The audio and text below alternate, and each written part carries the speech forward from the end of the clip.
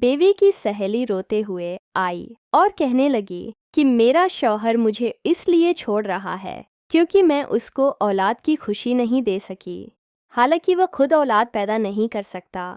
وہ میری بیوی سے بولی، کچھ کرو نہیں تو میرا گھر برباد ہو جائے گا۔ میری بیوی نے کہا، اگر تجھے اولاد مل جائے تو؟ وہ بولی، اور کیا چاہیے؟ میری بیوی بولی، اچھا رکھو میں آتی ہوں۔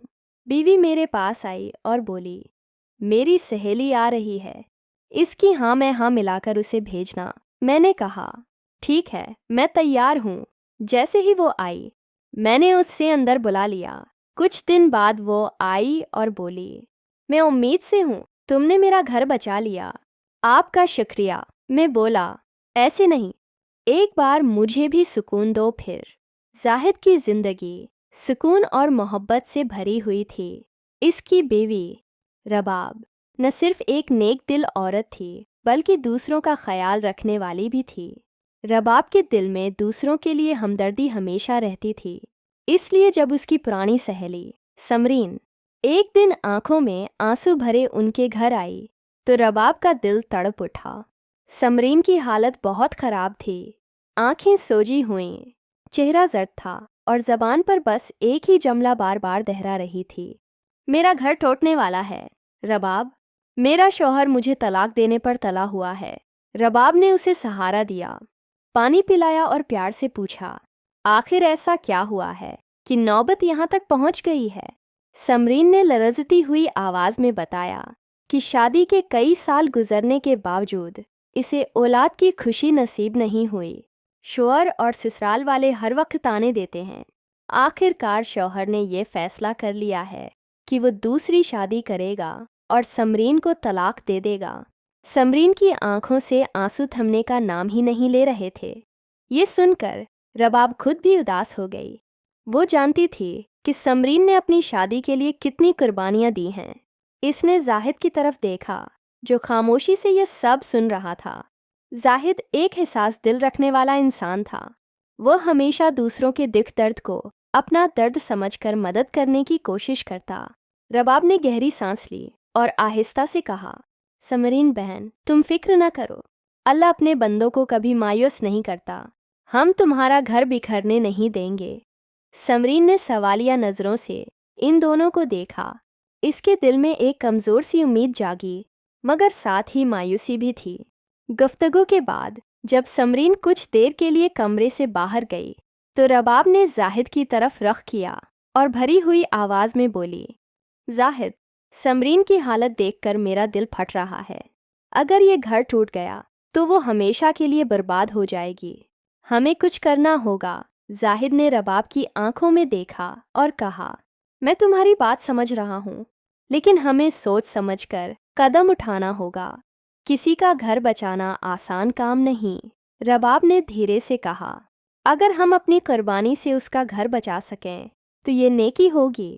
میں چاہتی ہوں کہ تم سمرین کو وہ خوشی دلاؤ جو اس کے نصیب میں نہیں آئی، وہ خوشی جو ایک عورت کے لیے سب سے بڑی طاقت ہوتی ہے۔ زاہد چونک گیا اور سمجھ گیا کہ رباب کس طرف اشارہ کر رہی ہے۔ لمحہ بھر کو اس کے دل میں طوفان سا اٹھا، مگر پھر اس نے رباب کے چہرے پر وہ خلوص دیکھا جو کسی فرشتے کی طرح جگمگا رہا تھا۔ وہ جان گیا کہ رباب اپنی سہیلی کی خاطر اپنی ذات کی قربانی بھی دینے کو تیار ہے۔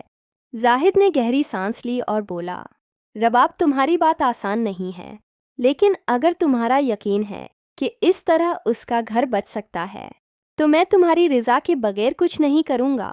رباب نے ہمت بھرے لہجے میں کہا، ہاں زاہد، میں اپنی سہیلی کے لیے یہ فیصلہ کر چکی ہوں۔ یوں ایک مشکل اور کٹھن فیصلہ ہوا۔ دن گزرتے گئے اور قدرت نے اپنا کرشمہ دکھایا۔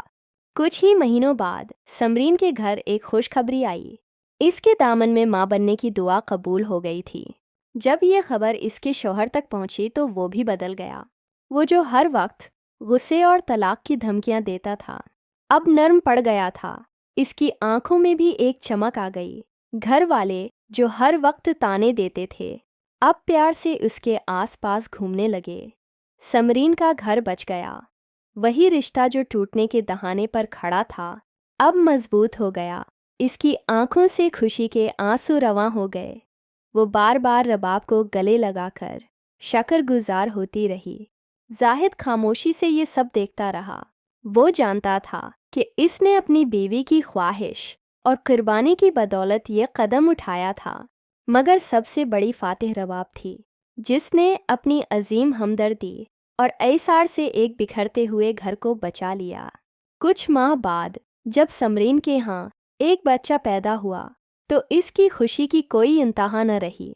वो बार बार रबाब को देखती और कहती, मैं हमेशा सोचती थी कि दोस्त सिर्फ वक्त गुजारने के लिए होते हैं, लेकिन आज मैं समझ गई हूँ कि सच्ची दोस्त वो होती है जो अपना सब कुछ कुर्बान करके भी दूसरों की ज़िंदगी संवार दे। रबाब की आंखों में भी आंसू थे, मगर वो मुतमईन थी। इसने अपनी सहेली के घर को बचा लिया था। जाहिद भी अपनी बीवी पर फ़ख्र कर रहा था कि उसने एक अजीम इंसान होने का सबूत दिया है। ये कहानी ऐसार, कुर्बानी और मोहब्बत की है। इसमें कोई लालच नहीं था, कोई खुद गर्जी नहीं थी, बस एक दूसरी औरत के लिए बेमिसाल कुर्बानी थी, और यही कुर्बानी एक टूटते हुए रिश्ते को जोड़ गई।